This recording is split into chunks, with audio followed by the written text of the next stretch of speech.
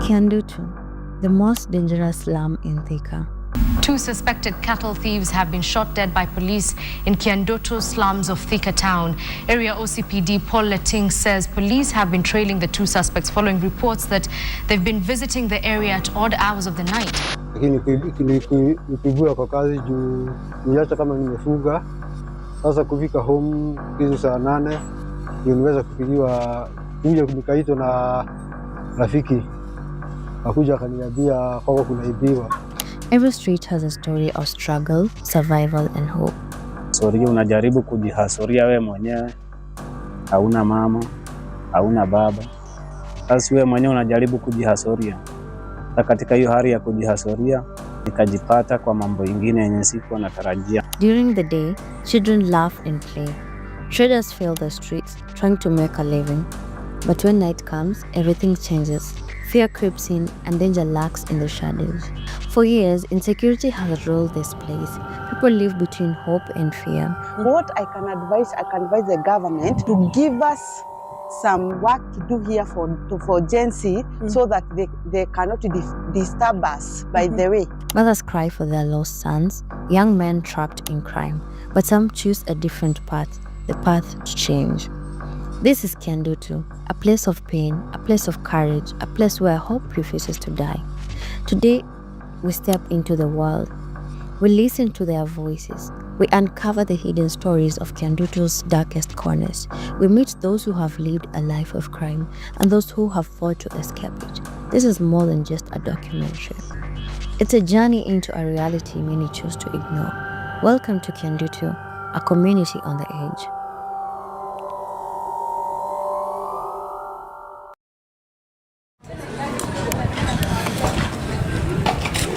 Kiandutu means a place with jiggers. More than just a name, it tells a deeper story about the struggles of its people. Health challenges, poverty and hardship have shaped life here for generations. This settlement's history is tied to the growth of Thika town. Long ago, this land was used for farming, but as more people moved to the area, it slowly turned into an informal settlement, a place where dreams of a better life often meet the harsh reality of survival. Just 2 kilometers south of Thika town, Kiandutu stretches across 100 acres, a vast maze of tin-roofed houses and narrow winding paths. It is one of the Kenyan's largest informal settlements, home to over 10,000 people, each fighting battles against poverty and unemployment. Life here is not easy. Roads are broken, sanitation is poor, and jobs are scarce. Once this land thrived with farms and industry, but now it is a place where dreams struggle to survive and hope is often replaced by desperation. Kiandutu is divided into clusters: Mtatu, Biashara, Kianjao, and others. But no matter where you go, your struggles remain the same. Every day is a battle to survive. With few opportunities, some are forced to make choices that lead down a dangerous path, one that offers a way out but comes at a heavy price. Kiandutu is more than just an informal settlement. It's a place where danger lurks in the shadows. Ranked 16 most dangerous crime spots in Kenya by the University of Nairobi Safety and Security Report, it has gained a reputation built on fear. Crime is not just a threat here, it is a daily reality that shapes the lives of those who call this place home. Among the most heartbreaking struggles is gender-based violence. Every month, at least 50 cases are officially reported, but the real number is far greater. Many victims suffer in silence, too afraid to speak out. Behind closed doors, in the cramped tin-roofed homes, their pain remains hidden, their voices unheard. We wanted to hear the truth, not from reports or rumors, but from the people who live it every day. So we traveled to Kiandutu determined to uncover the raw, unfiltered reality of life in one of the Kenyan's most dangerous settlements. But stepping into Kiandutu wasn't easy. For our safety, we had to hire 3 bodyguards just to move around. Here, danger hides in a plain sight, and you never know what awaits you around the next corner. Every step felt uncertain, every glance over the shoulder a reminder of the risks we were taking. Finding someone willing to speak was even harder. Fear rolled the streets, silencing many. We spent hours searching for a resident brave enough to share their story. But no one dared. The truth was there, hidden behind wary eyes and hesitant whispers, but getting to it will take more than just a visit. Most people were too afraid to talk to us. When we approached them, they shook their heads and walked away, their eyes filled with fear. They whispered about security concerns, about the dangers of speaking out. Here, words will come out at a deadly price. Meet 34-year-old Alice Wairimo, a mother in Kiandutu. While many are too afraid to speak, she was one of the few willing to show her face on camera. Her courage stands out in a place where silence is often the safest option. As we had a minute conversations with her, she painted a green picture of life in Kiandutu, where crime isn't just a problem, but a way of survival for many. My name is Alice Wairimo Mombi. I stay in Kiandutu village. People being beaten when they are coming at night because they don't have jobs. What I can advise the government to give us some work to do here for Gen Z so that they cannot disturb us by the way. Yeah, put that. She spoke of young men drawn into gangs, families living in constant fear, and community trapped in a cycle of poverty and desperation. According to Alice, the root of the problem is clear. With few jobs, little education, and almost no support, many see crime as their only way out. In Kiandutu, survival often comes at a cost, and for some, that cost is their future. Meet John Mbugwa, a 35-year-old businessman in Kiandutu, yet another victim of reckless crime. Like many here, he works hard to provide for his family, determined to build a better life. But in Kiandutu, hard work alone isn't enough to keep danger away. One night, everything changed.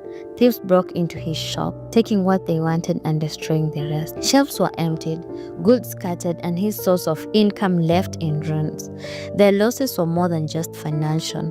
They were a crushing blow to years of sacrifice and determination. Lakini nikibua kwa kazi juu niacha kama nimefuga. Sasa kufika home kitu saa 8 ndio niweza kupigiwa kuja nikaitwa na rafiki. Akuja akaniambia kwako kunaibiwa.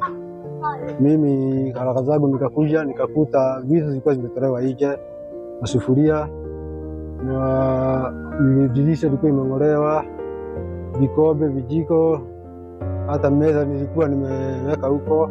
Sikuweza kupiga ripoti juu kulikuwa usiku sana, juu kulikuwa kunaenda kukucha.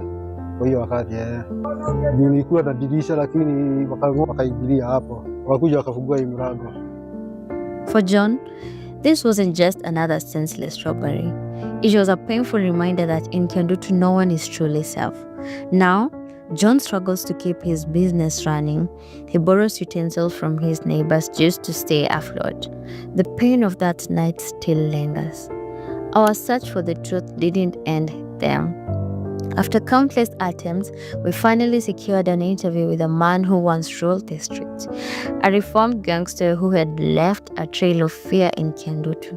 He had lived a life of crime, terrorized residents, and even served time behind bars. Now, he was ready to talk. For the first time, we got a rare glimpse into the mind of those behind the crime. He took us into a deep world mostly only hear about in whispers, a world of danger, survival, and choices that come with deadly consequences. Maisha imekuwa ngumu kwa sababu ni kujaribu kujihasoria, unajaribu kujihasoria wewe mwenyewe. Hauna mama, hauna baba. Sasa wewe mwenyewe unajaribu kujihasoria. Na katika hiyo hali ya kujihasoria nikajipata kwa mambo mengine yenye sikuwa natarajia. Katika hiyo harakati nikapelekwa diaspora. Nikakaa huko diaspora, nikakaa toka 07 nimekuja 2024 mwezi wa 3. Napata ghetto kubwa hata ilibadilika. Maisha ya diaspora ni ngumu, na nikitaja diaspora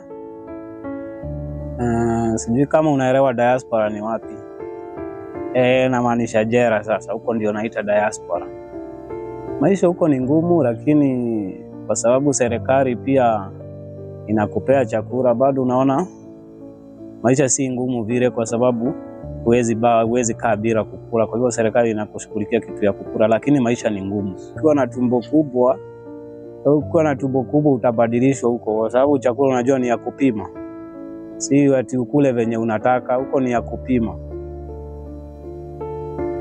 Ukiwa na hilo tumbo kubwa, hapo utaolewa na wanaume wenzako. Diaspora, mimi ni mwizi hiyo wakati. Nilifanya robbery with violence.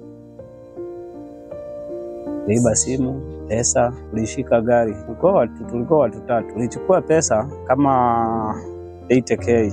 Haikunisaidia popote kwa sababu sasa lakini tuseme ilinisaidia kwa sababu niliweza kununua maharagwe, nayo huko sikukula shida sana kwa sababu naweza jinunulia maharagwe. Huko hata ukisikia chakula ni ya bure, ukiwa na pesa unajinunulia yako. Hiyo tu ya huko. Na unakula unashiba. Sasa mimi ndio nilipatikana, nikabeba msalaba yao wengine wote. Lakini wanashukuru Mungu bado niko uhai kwa sababu wale wengine wote walidedi. We also tried to get a statement from the local police post to hear their side of their story, to understand what's being done to curb the rising insecurity in Kiandutu. But our efforts led nowhere. Calls went unanswered, doors remained shut. No explanations, no reassurances, just silence. In a place where crime thrives, even those meant to protect seem distant. Their presence barely felt. For the people of Kiandutu, justice feels like a privilege, not a right. Kiandutu, a place where fear and survival walk hand in hand. A community on the edge, where crime isn't just a static but a daily reality. We have heard from those who suffer the consequences, from hardworking residents trying to make an honest living to those who have lost everything to crime. But what about those on the other side? The ones behind the violence, the theft, the fear? What drives them? What makes a person choose crime? To truly understand Kiandutu's insecurity crisis, we must step into the minds of both victims and perpetrators. Here are their stories.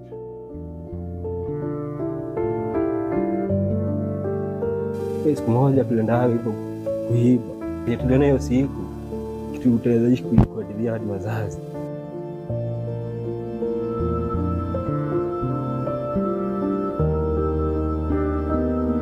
Tulipoteza wasee kaa hii geto mimi watu tulizaliwa na wao, watu wengi hadi hawaipo. Muziki hapo kaburi na miaka yao tu hapo imeandika.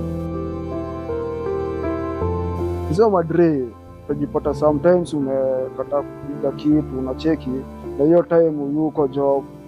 Best tu hapo wanakuambia yeye mbogi ni nini, tunakaa hivi hatuna ka kitu na watu wako na kitu kwa mfuko. Mbona tusifanye ile shughuli? I was in Form 3, we got pregnant. I met this guy, Ndangai, and being a young girl with a lot of problems at home. Hapo ndipo nikaingia kwa relationship ingine, kukakaa ile tu sijama ni bahati poa ama bahati mbaya. I was pregnant. That's where the mentorship program started. They opened up and told me that our drinking, our drug abuse isn't because we want, come from very poor families, and we are ready to reform. Through the mentorship program, we've been able to rehabilitate many boys and many girls. Some are not here. Kila mwaka kunakuwa na dropout ya vijana na wasichana. Kwa hivyo kukaanza kuwa na shida zika-accumulate. Na ndivyo sasa we reached out the available CBOs kama hii Rehema wakati sasa imekuja na ikaanza. Raw and filtered and real. Kiandutu's story is one of pain, struggle and survival. It's a place where crime is both a consequence and a choice, where fear is constant and justice feels distant. Yet, beneath the hardship, there is hope. They hope for change, for safer streets, for a future where the next generation doesn't have to live in fear. But change doesn't come from silence. It starts with awareness, with action, and with a community willing to rise above its struggles. The people of Kiandutu deserve more than just survival. They deserve security, opportunity, and dignity. The question is, who will step up to break the cycle?